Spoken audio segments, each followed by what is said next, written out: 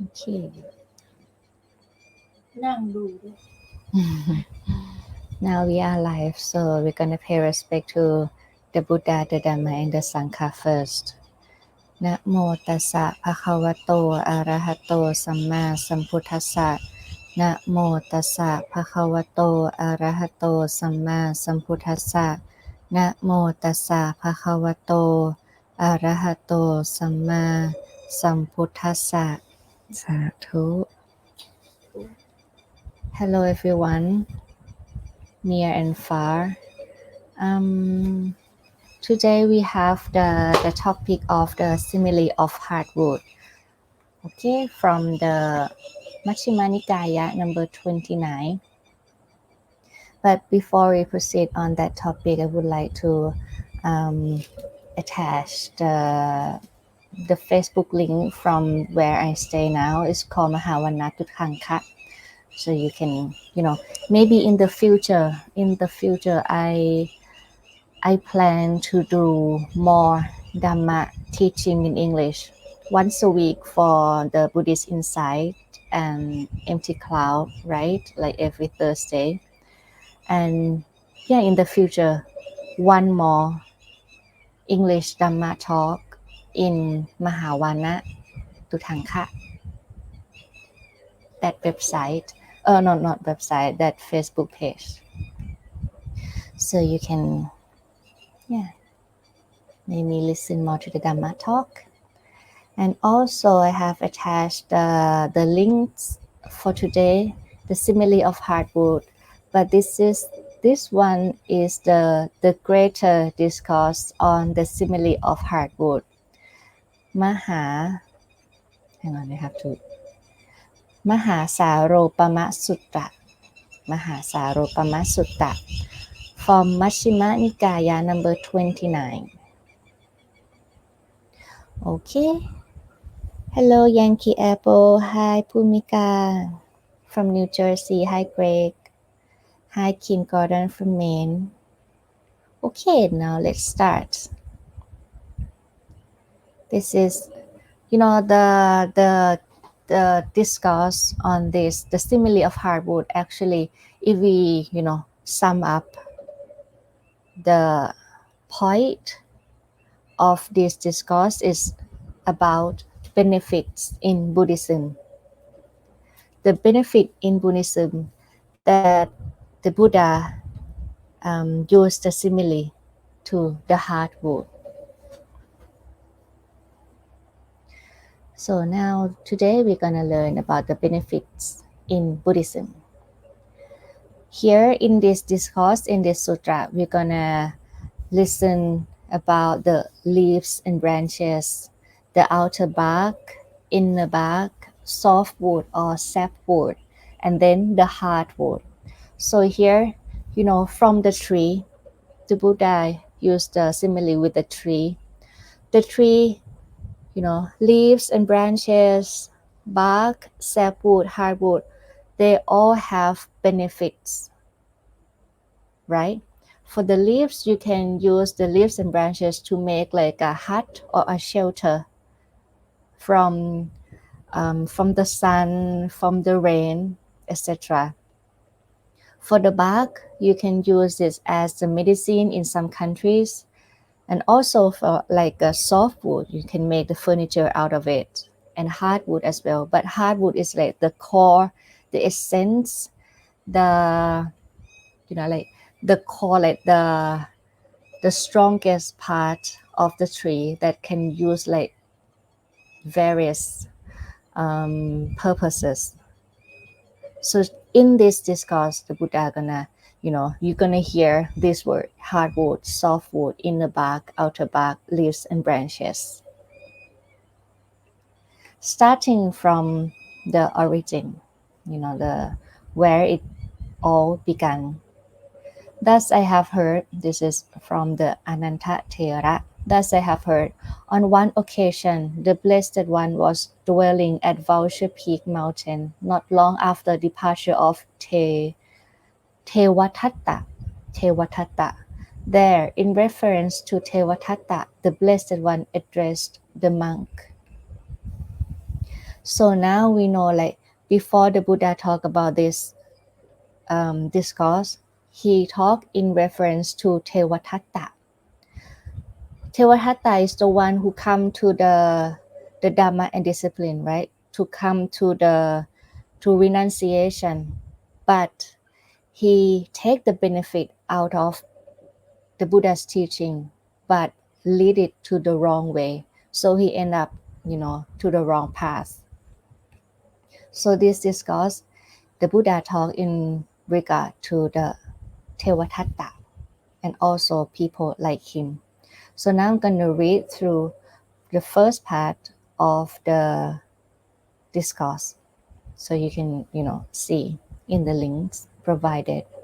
Monks, here some gentleman, based on faith, has left behind lay life and become a monastic renunciant, thinking, I am caught in birth, decay, or sickness, death, sorrow, grief, pain, depression, and anguish, caught in suffering and enveloped by suffering.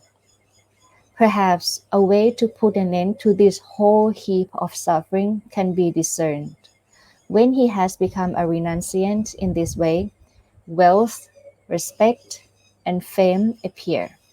He is satisfied with wealth, respect, and fame, and it completely fills his thought. Because of the wealth, respect, and fame, he praises himself and disparages others, saying, I have wealth, respect, and fame, but these other monks are not well known and have little influence. Intoxicated by that wealth, respect, and fame, he becomes negligent and heedless. Being negligent, he dwells in suffering. So we're going to talk about the first one, the branches and the leaves here. So what we have heard in short, that gentleman, that person mistook branches and leaves for hardwood. Just like the Buddha said, just like someone, just as if a person who needed hardwood was seeking hardwood and was wandering in search of hardwood, came to a large stable tree that had hardwood. Okay, that tree had hardwood. He would bypass its hardwood. Bypass its hardwood, its softwood, inner bark, outer bark. He cut off its branches and leaves and departed, thinking it was hardwood, because he does not know what the real hardwood is, right? And then a person with eyes would see this and say, this person does not know what hardwood is, what softwood, inner bark, outer bark, what leaves and branches are. This person needed hardwood, was seeking hardwood, and was wandering in search of hardwood, and came to a large stable tree that had hardwood. He bypassed the hardwood, softwood, inner bark, outer bark. He cut off its branches and leaves and departed, thinking it is hardwood. Whatever he is planning to do that requires hardwood will not be successful. Monk, in the same way, here some gentlemen. Oh, this is like the first one.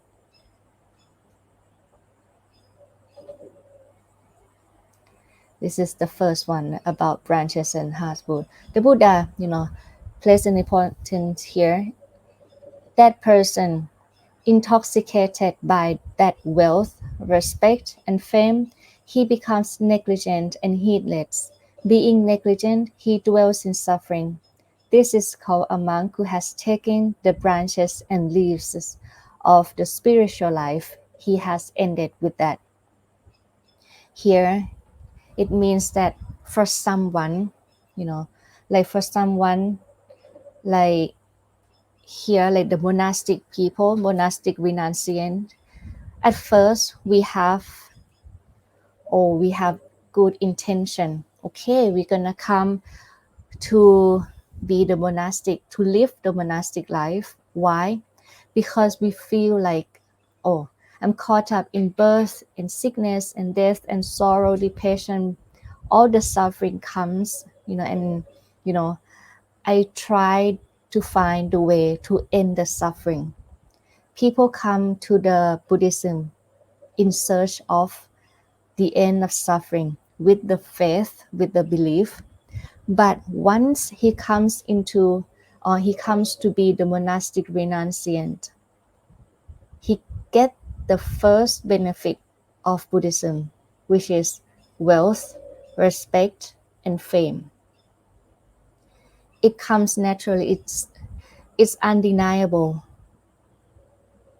For example, if you become like the bhikkhu, the bhikkhuni, samanera, samaneri, people gonna pay respect to you. One day that you ordain as a monk, your parents have to pay respect for you.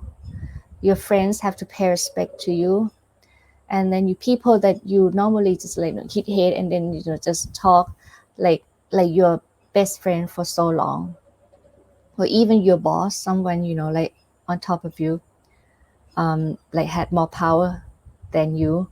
They have to pay respect to you. So this is like the respect that like a benefit in Buddhism. Once you become the monastic renunciant, and also if you practice well, and then you have like the fame, you have all the wealth, people gonna come and donate money, donate like things without asking, something like that. So if that person, at first they have the faith, like the pure faith to lead the life, to end the suffering. But when facing with wealth, respect, and fame, he is satisfied with that, with them, with those. And without the proper um, contemplation, without the wisdom, without mindfulness, that person will be intoxicated by the wealth, respect, and fame. Once intoxicated, he becomes negligent and heedless. They don't know about the danger of the wealth. Wealth, respect, and fame, the Buddha said, is like the dangerous things in once you become the monastic renunciant, because it's gonna lure you to out of the way leading to the cessation. It's gonna trap you into the same cycle of rebirth and so on. So once intoxicated by the wealth, respect, and fame, which is considered the first benefit, that is that has the simile of branches and leaves, he dwells in suffering still. So this is the first one. Next one. This is the outer bark. It's just the same thing. This is kind of long discourse, so you can read through, but here I'm gonna like summarize to you. Monk. In the same way, here some gentleman based on faith has left behind lay life and become monastic renunciant. When he has become a renunciant in this way, wealth, respect, and fame appear. He is satisfied with the wealth, respect, and fame. Oh, sorry. He is not. Hang on, I think I lost it. Where is it now? He is not satisfied with wealth, respect, and fame, and it does not fill his thoughts.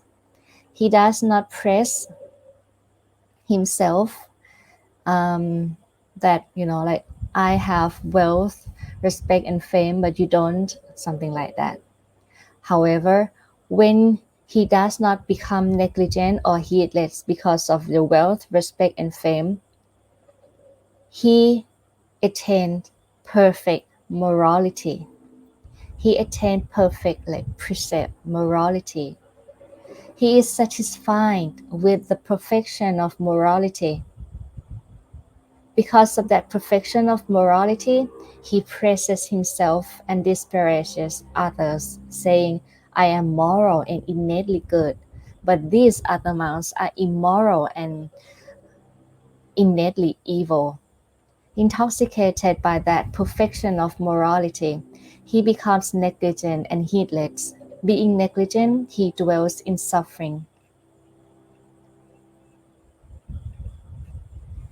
It's just like as if, the Buddha said, just as if a person who needed hardwood was seeking hardwood and was wandering in search of hardwood, and then came to a large stable tree that had hardwood.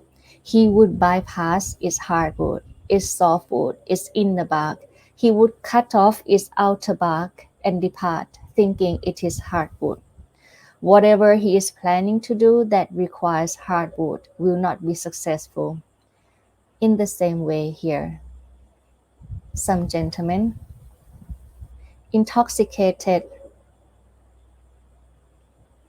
by that perfection of morality, he becomes negligent and heedless. Being negligent, he dwells in suffering. This is called a monk who has taken the outer bark of the spiritual life. He has ended with that. Just like some people, some monastic renunciant. Here we're gonna, like the Buddha focus on the monastic renunciant. Some people come to Buddhism in search of the end of suffering, with faith to end the suffering. But once he come to the Buddhism, he managed to overcome the first benefit of Buddhism, which is wealth, respect, and fame. He can overcome that. He is mindful with the wealth that arises, with the fame, and with the respect that he gets. However, when he overcome the first step, he caught in the perfection of morality. What is it? Just like, oh, I have pure precept. I have the perfection of morality. I am better than you. I have more precepts than you. My precept is purer than you, something like that. So people who has that kind of notion of belief, this is called a monk who has taken just the outer bark, the second benefit of the spiritual life, and ended with that. Some people just, reach to the morality and then that's it. Cannot move on to the next stage, cannot move on to the next benefit in Buddhism. Next is the inner bark. Inner bark, the third one. He is satisfied, he can overcome the first benefit, wealth, respect, and fame, can overcome the second benefit, the perfection of morality. He can, keep the precept, practice to have the higher morality, but does not caught into that morality. However, once he reached the perfection of concentration, once he can reach like the meditative state of mind, the concentration, because of that perfection of concentration, he praises himself and disparages others, saying, I am concentrated with a unified mind, but these other monks are unconcentrated and scatter-minded. Intoxicated by that perfection of concentration, he becomes negligent and heedless. Being negligent, he dwells in suffering still. He is just like the one who tried to search for the hardwood, but bypass its hardwood and its softwood. He would cut off its inner bark and depart, thinking it is hardwood. He think that this is just like the core, the essence, like what is the most significance of the tree, something like that. Here, this is called a monk who has taken the inner bark of the spiritual life. He has ended with that. So this is the next step. Some people can overcome wealth, respect, and fame. These things cannot lure that person to be stuck, you know, and then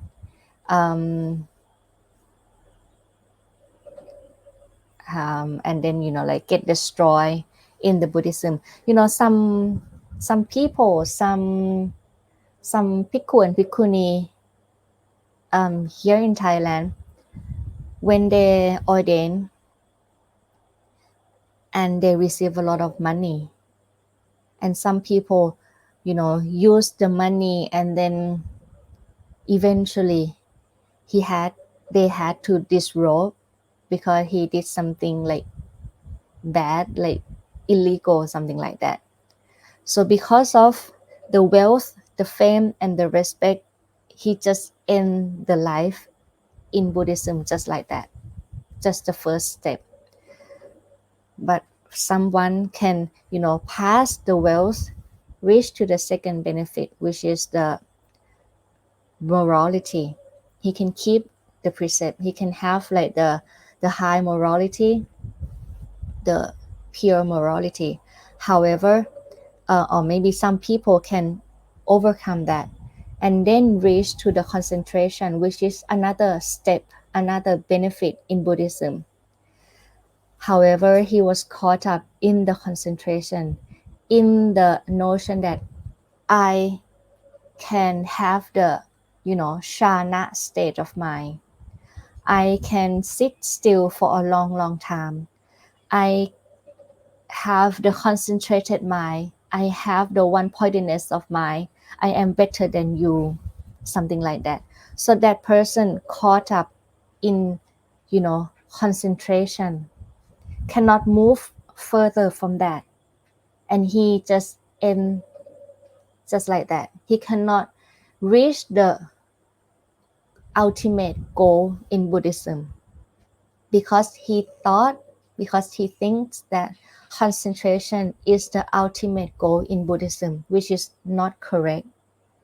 Many people nowadays think that if I have a concentrated mind, if I can sit for a long time, if I have jhana, if I'm an expert in meditation, in concentration, this is like I'm going to be like the most successful in Buddhism, but it's not correct. Meditation, concentration, to have one-pointedness of mind is not the core, the essence, or not the most significant in Buddhism. So if you reach the concentration, you just reach the inner bark, not even the sapwood or the softwood.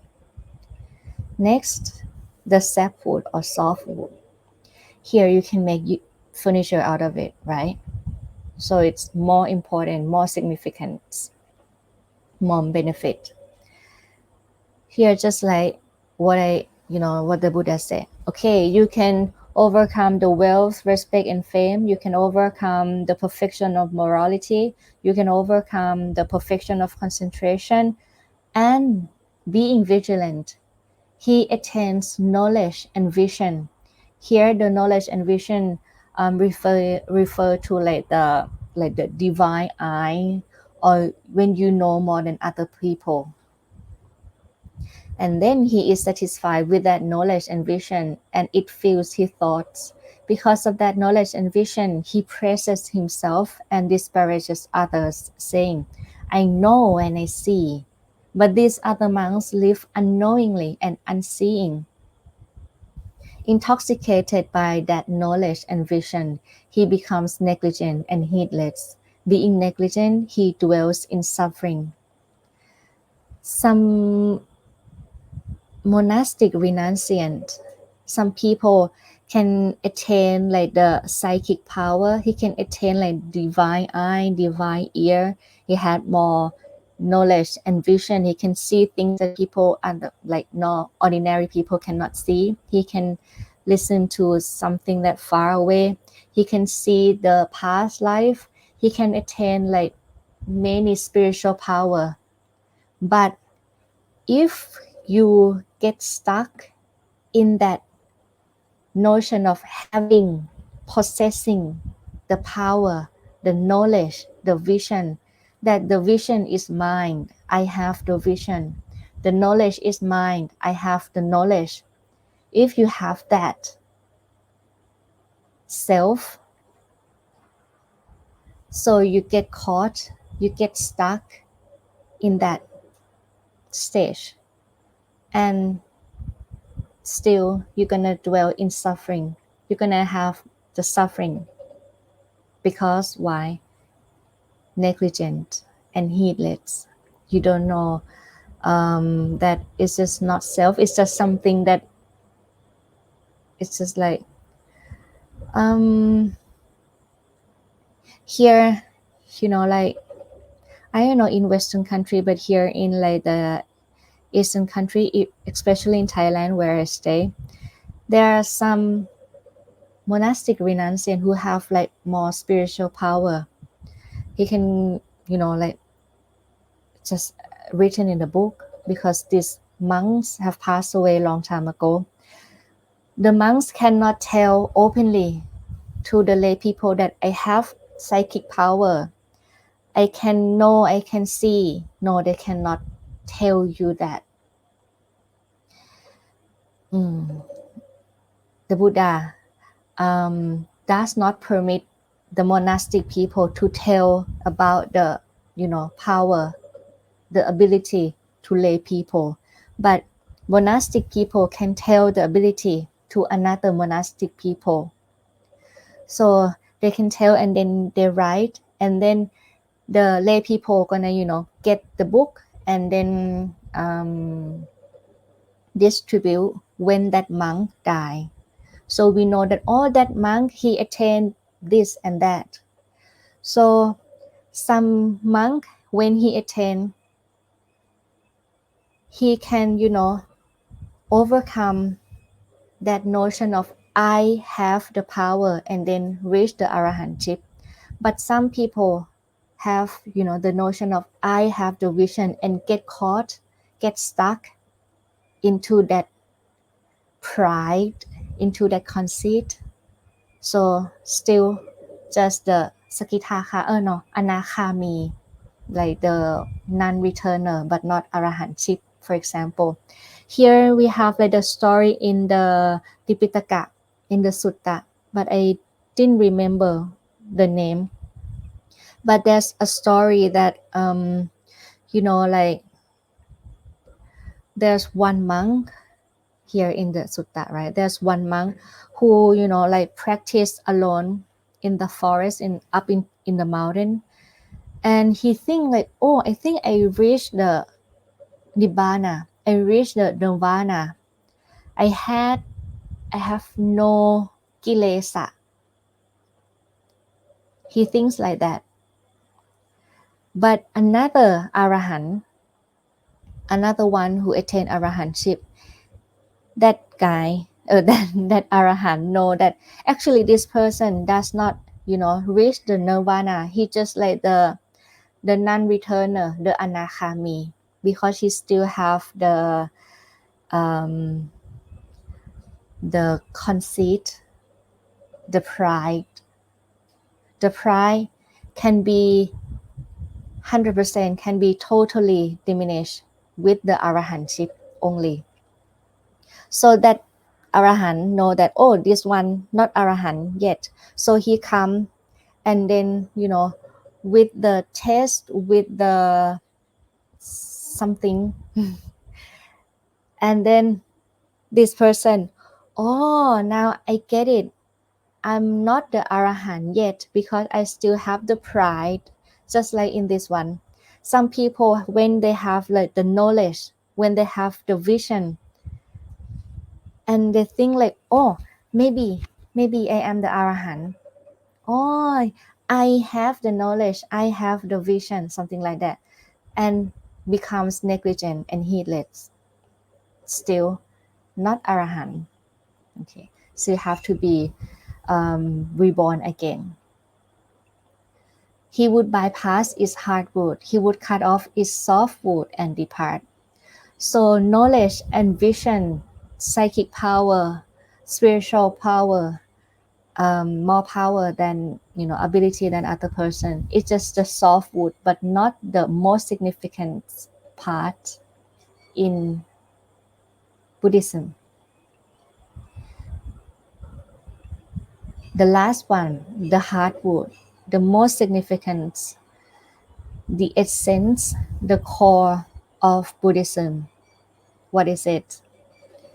When he has become a renunciant in this way, not intoxicated by wealth, respect, and fame, not intoxicated by the perfection of morality, not intoxicated by the perfection of concentration, not intoxicated by knowledge and vision. He does not become negligent or heedless. Being vigilant, he attains timeless liberation. He attains the liberation.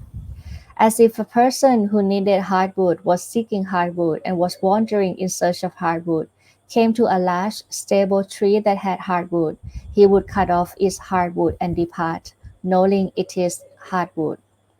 The benefit of the spiritual life is not wealth, respect, and fame, not the perfection of morality, not the perfection of concentration, not knowledge and vision. It is the unshakable mental liberation. This is the goal of the spiritual life. This is its hardwood. So here, now you know the benefit, the core, the essence of the spiritual life of the renunciation of Buddhism. When we don't know about this, we're gonna end up like a Tevatatta, because this discourse the Buddha taught in reference to Tevatatta. Tevatatta, or maybe just someone like him, came to the Buddhism, came to Dhamma and discipline because they had faith, but they had like a pure intention to be out of the samsara, to end the suffering. Like no more sickness, no more rebirth, no more sorrow, no more depression. I want the end of suffering. So they come to seek the help in Buddhism. However, when they gain the benefit, just like this picture, just like the Buddha's teaching, this is like the tree. People gonna come and take shelter, take benefit out of the tree. But someone, when they see the tree, they mistake the branches and leaves as the hardwood, as like the most significant thing. Take the branches and leaf, just like take the wealth, the respect, and fame. This is like the first one. Just like someone we see a lot nowadays, that this robe because of wealth, this robe because of fame, lure by the wealth, and then eventually this robe. But some people can overcome the misconception of the essence of Buddhism. He can overcome the wealth, respect, and fame, think of it as a danger, but caught up in morality. Oh, I have more precepts than you. I have more moral than you. You not moral, you evil. I am good person. And they just caught up in the perfection of morality. Cannot move forward from that. So it's just like someone who take the outer bark. However, some people can, overcome the perfection of morality, but caught up in the concentration. I wish to meditate for 1 hour. I wish to have the concentrated mind. I wish to have the stable stillness, one-pointedness of mind, but does not, move forward to the next benefit, which is wisdom. So the person who gets stuck in concentration or meditation, just the inner bark, it is good, it is important. You can make medicine out of it. You can cure the disease, but it's not the essence, not the most significant. But some people can, overcome, don't get caught in concentration, have the knowledge, have the vision, but still have the pride in it. You know, I have knowledge, I have vision. You don't have knowledge. You live, without the ability, but I have more ability than you, something like that. So it's just you take just the soft wood. You can make furniture out of it. It's useful, but not the most significant because you still have the suffering, not the end, not the goal, not the destination that the Buddha said. But if we can get the right liberation, if we can reach the heartwood, which is the liberation, that is the essence, liberate from what? Liberate from hatred, desire, or greed. Be liberated from delusion, ignorance, or not knowing what is the truth or what is you know the false or something like that. So whatever you do in Buddhism, just keep this in mind, that the essence of Buddhism is the liberation of all kilesa, of all defilements, of all like the unwholesome qualities or even wholesome qualities. We're going to talk that later. Here in Paharata Sutra, the Buddha said, this Dhamma and discipline has one test, the test of liberation. This is an astounding quality that the bhikkhu see in this Dhamma and discipline. We have only one test, only. This is the test of liberation. Just like the ocean has only one test, salty. Here in Dhamma and discipline, we have only one test, the test of liberation. Whatever you do, you have to keep in mind that the right liberation is the ultimate goal. The liberation, vimutti in Pali, is the same thing as nirvana. Nirvana, nibbana, is the liberation, is to be free from defilements, hatred, greed, and delusion. And that I mentioned about, to be free from unwholesome qualities as well as wholesome qualities. Why? Because here the Buddha said in Majjhima Nikaya, I think, Sapphe Dhamma Nalam Apinivesaya, he is very, very famous. If we're going to put together the whole here in one, I think in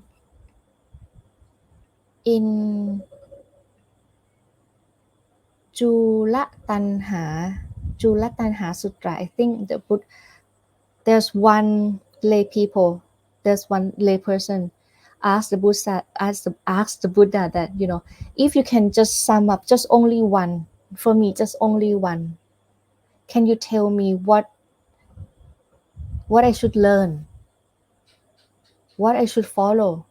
And then the Buddha said, Sapphe Dhamma Nalang Apinivesaya.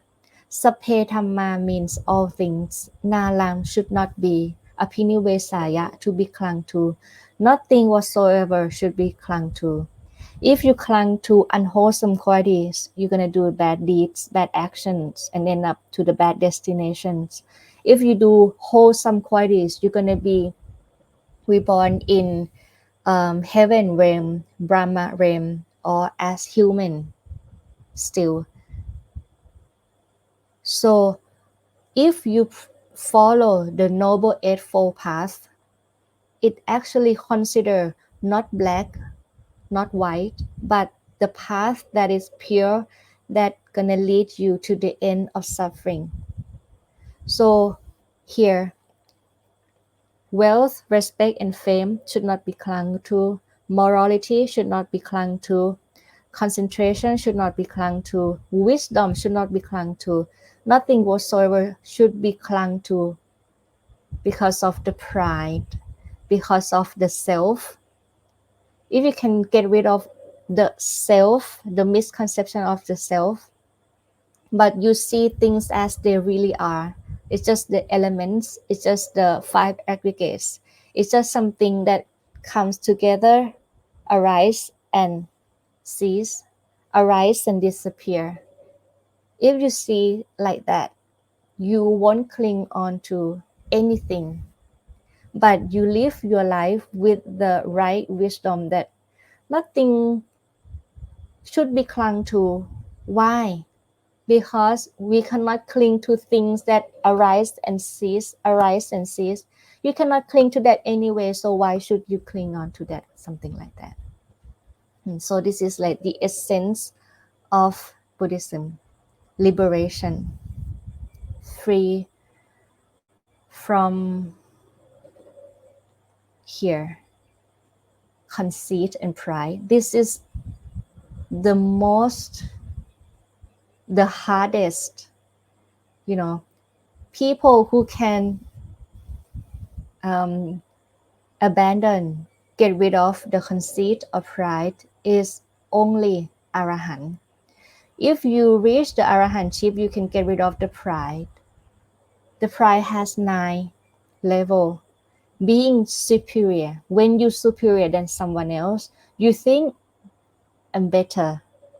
When you're superior to someone else, you think I'm equal. This is like the wrong view. Being superior to others, you think I'm worse than him. I'm worse than them. So this is like the wrong view as well. Being equal to others, you think I am better. Wrong view. Being equal, you think I am equal. Yeah, you think right, but it's just still the pride. You are equal to other and you think I'm worse than that person. Wrong. Being inferior to others, you think I am better. Wrong. Being inferior to other, you think I'm equal. Wrong view. Being inferior, you think I'm worse. Actually, you see it right, but it's still the pride. You still think of yourself as I am. You still have the notion of self, so it's still considered the conceit, the pride. The only people only group of people that can, get rid of the pride is the arahantship. So it's normal even for the anakhami, the non-returner, to have the pride. So when you can don't cling on to anything, the self, the pride, the my knowledge, my vision, things like that, then you can reach the right liberation, which is the arahantship or the nirvana.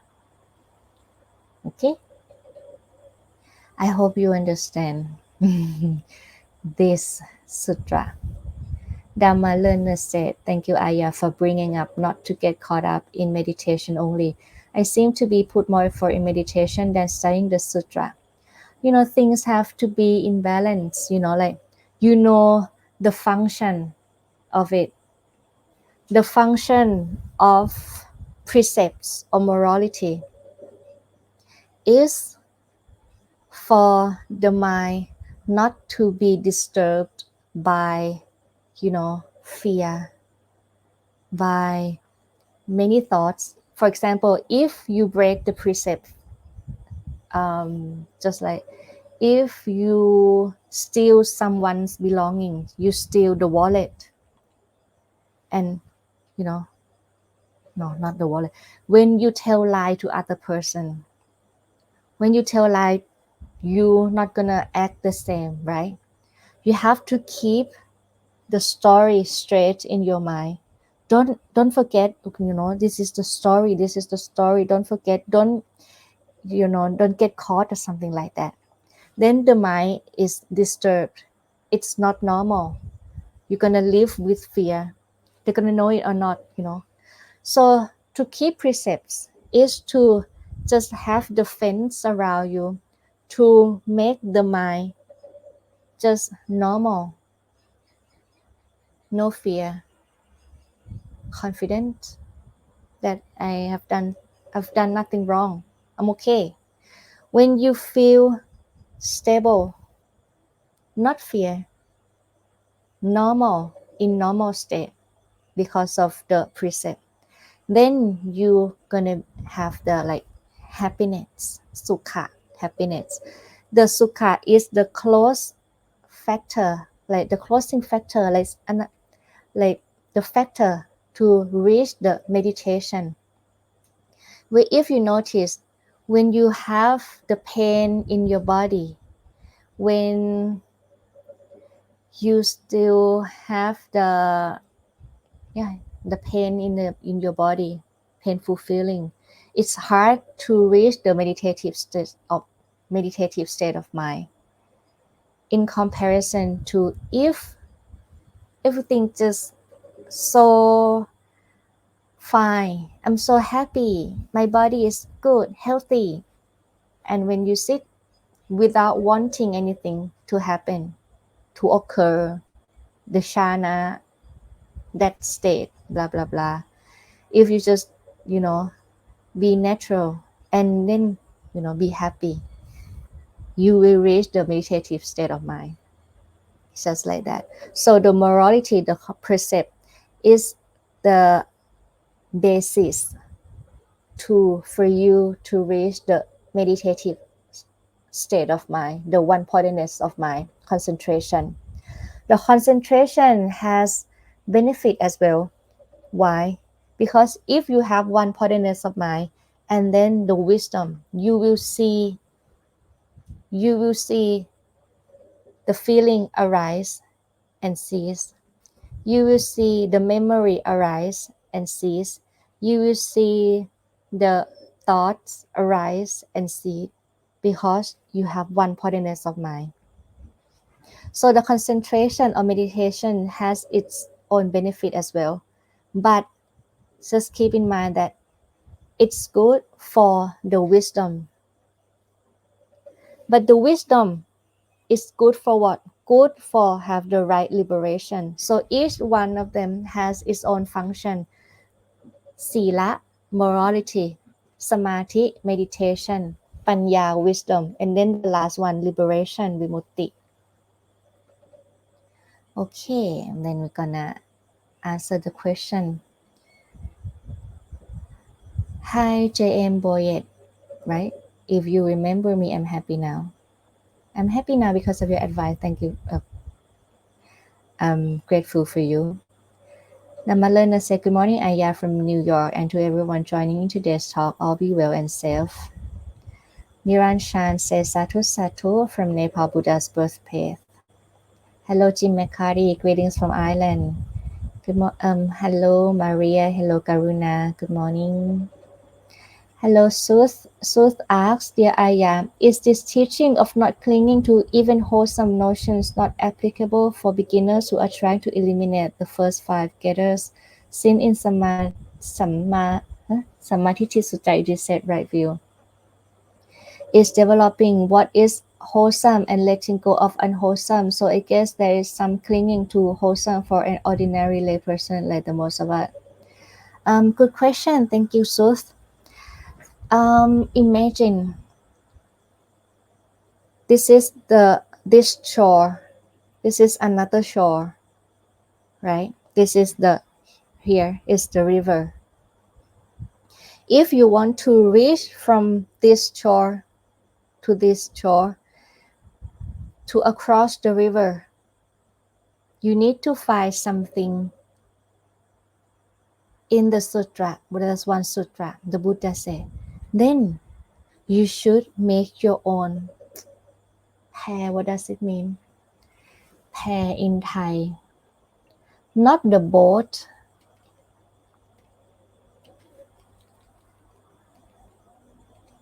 Hang on, I'm gonna find the raft. You're gonna have to build the raft, right? In order to get across to another shore. The raft is just like the tool. Once you reach another shore, then How? Will you carry on the raft and walk, to the land? No.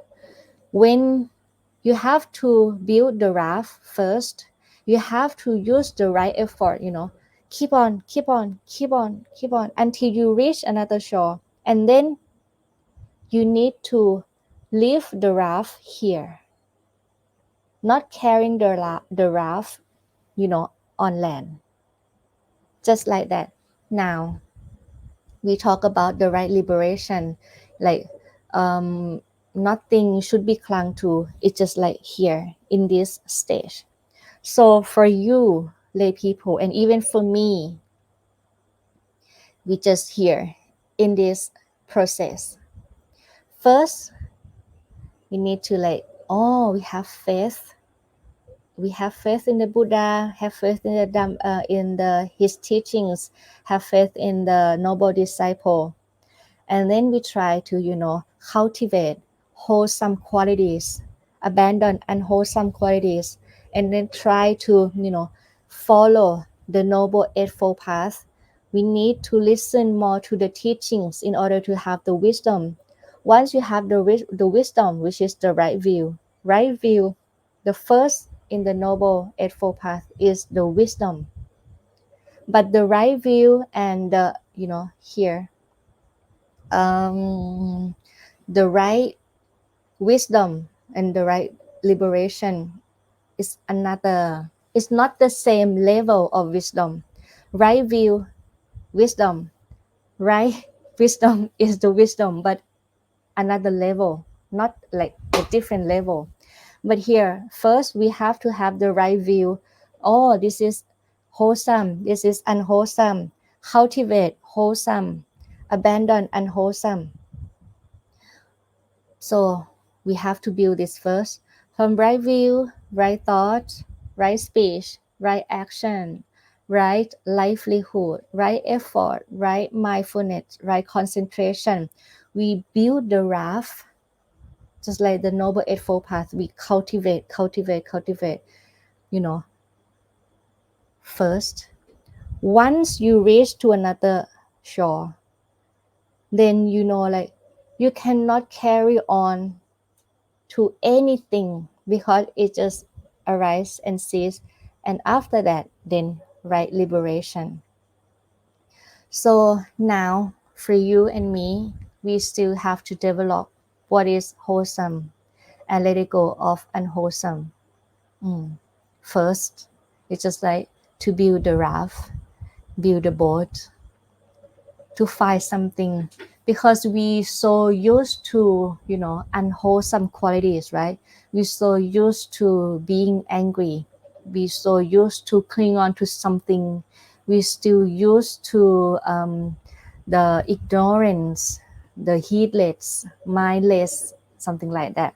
So how, in order to let go of unwholesome, we have to cultivate wholesome instead, because it's just like the same thing. If,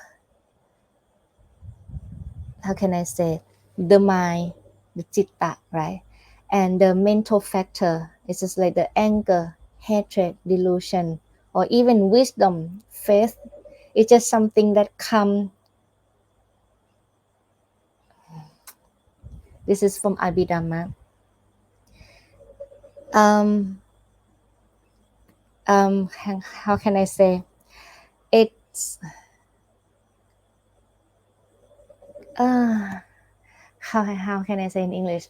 But like mind and the mental factor is not the same thing. The mind and the wisdom, not the same thing. Mind and faith, not the same thing.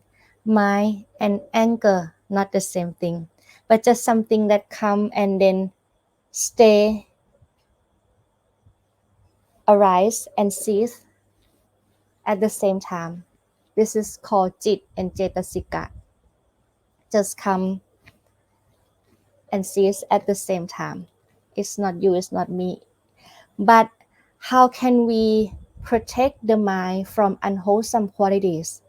Because wholesome and unwholesome cannot occur at the same time. You cannot have faith in the Buddha at the same time as anger or doubt. No, it's not possible. You cannot have the wisdom with the ignorance at the same time. It's not possible. You cannot have greed, desire with um, loving kindness at the same time. No, it's not possible. You think, oh, I think I can have loving kindness with greed, with desire. That is not called loving kindness. It's called lust. So it's not the same thing. Wholesome and unwholesome cannot occur at the same time. So if you want to have wholesome, if you want the wholesome qualities to arise with the mind, you have to keep on, cultivate the wholesome qualities. And by doing that, you abandon unwholesome qualities. I hope you understand. Yeah, so here in this sutra, we talk about the essence of the Buddhism, right? Which is the liberation. And eventually, sapphe dhamma nalang abhinivesaya, you cannot cling on to anything. But for now you know the destination. But for now, we still have to, cultivate wholesome qualities. Because when you cultivate wholesome qualities, it means you abandon unwholesome qualities. Sut asks, so in angry mind is arising at the same independence to anger, so they arise and cease at the same time. Actually, the mind, and this is from Abhidhamma, the mind, citta, when it arises, it gonna have the mental factor. I think it's the mental factor, yeah, which is the feeling, thought, the volitional formation, and the memory arising together and cease together. So it's just like this all the time, but you cannot see it because just one clap, just one sound, the mind arises and cease 17 moments. This is called khana citta. The mind arising and ceasing as well, yes, but it's just like the electricity. Now you see that it's um, not dark, right? Now you can see me, right? But actually the power, it's not just like the line, just like it's just like, right? It's just like when people, I don't know how to say, but the mind arises and ceases at the same time, all the time. Even when you sleep, the mind is still arise and cease still. Mm-hmm.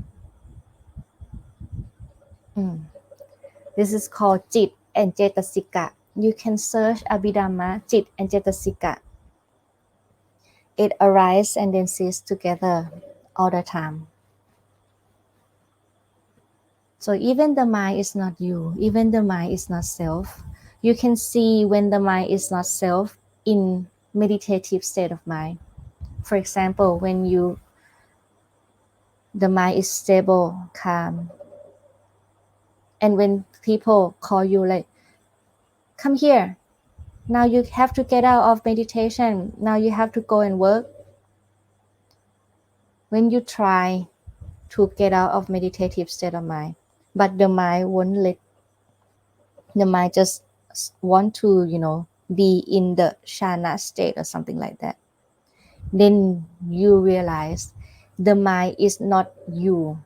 The mind is not self. You cannot control the mind. You cannot control the mind to be stable. You cannot control the mind to have the wholesome quality all the time. You cannot. It's just something that you cannot control. It's not self. So yeah, the mind is arising and ceasing, even in your sleep. When you die, the mind, out of this body, and then if you're not arahant, born again, and the mind just arise and cease, arise and cease, arise and cease all the time. But it's not just like nothingness. Oh, arise and cease all the time, so nothingness. No, it's not like that. It's just like when you have the seed of mango, when you eat mango and still have the seed, right? And when you plant the seed in the ground, and then once, like a mango tree, and then you have another mango from that seed. So the mind is just, it has the, it's not the same mind, but the mind has an ability to store things in the past. So some people can, remember the past life. This mind and the past life mind is not the same, but has the connection because it's from the same source. Just like you plant the mango seed, and then you can have the mango here. Not the same, but from the source. So when you cultivate like the shana or the meditative state of mind in the past, in this life you can, if you reach that state, you can have like your like past ability as well. Okay, I hope you understand. If you want to learn more about this, you can learn in Abhidhamma. And then you know that, oh, actually there's nothing. It just arise and cease, arise and cease, arise and cease. Okay. So said, thank you for this wonderful gift of Dharma. So Aya, is it true if we say the past is just a memory arising in the present, dependent on my moments in the present? Hang on. Is it true if we say the past is just a memory arising in the present, dependent on my moments in the present? The past now, the my moment in the present, right? So the past is just the memory.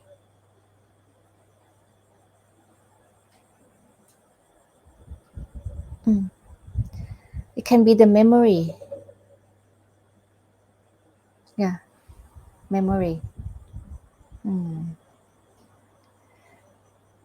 Yeah, you can say that. The past is just a memory arising because, here, when we want to know something, we can have Sankhata Dhamma and Asankhata Dhamma. Sankhata Dhamma is the five aggregates. Asankhata is nirvana. So everything apart from nirvana is all can be in the category of five aggregates. So if you want to know like, oh, which one is it? Use the five aggregates. The form, rupa khanto, vedana khanto, feeling, sanya khanto, memory, sankhara khanto, thought, volitional formation, and vinyana khanto, the mind. If you want to learn anything, so use the five of this. Oh, mind, citta, here. Rupa, the form, another thing. So we have feeling, memory, volitional formation, or the thought. So it's just like this. Just like when they say like all the whole thing, whole universe just have the rupa, the form, and the nama, rupa and nama. Rupa, the first one, feeling, volitional formation, thought, mind, nama, not form. So the past, not the rupa, right? Not the mind, not the feeling, not the not the feeling, not the volitional formation. So I think it's like memory. Yeah, I think it's memory. Okay. Hello, Usha. So I hope you learn something that can that you can take benefit from Buddhism. Now we learn that people come to Buddhism just want to take benefit, want to take shelter, but we have to know what is the essence, what is the core, which is the liberation. So whatever you do, when you keep precepts, when you practice meditation, when you learn new things, everything have to lead you to liberation. Cultivate wholesome qualities, but don't think of it as my wholesome qualities, my loving kindness, my goodness, something like that. And you're gonna live with happiness. Okay? I hope this is time for today's session. Let's say Sadhu 3 times together. Sadhu, Sadhu, Sadhu, Anumodhami. I hope you all be safe and be well and be happy in the teachings of the Blessed One. And may we all reach the right liberation. Until reaching the right liberation, may we all cultivate, have the right view, right thought, right speech, right livelihood, right effort, right mindfulness, right concentration. So we have the right wisdom and then eventually right liberation. Thank you, everyone. Thank you, Bhumika. Our teachings are like heaven. Thank you, Aya. Good reminder not to get distracted. Thank you for excellent talk. Thank you, Greg. Thank you, Jim. Thank you, Mindless Mind. Thank you, Jim Mikari. Thank you, Bhumika. Thank you, everyone. Have a good day, everyone. Sadhu.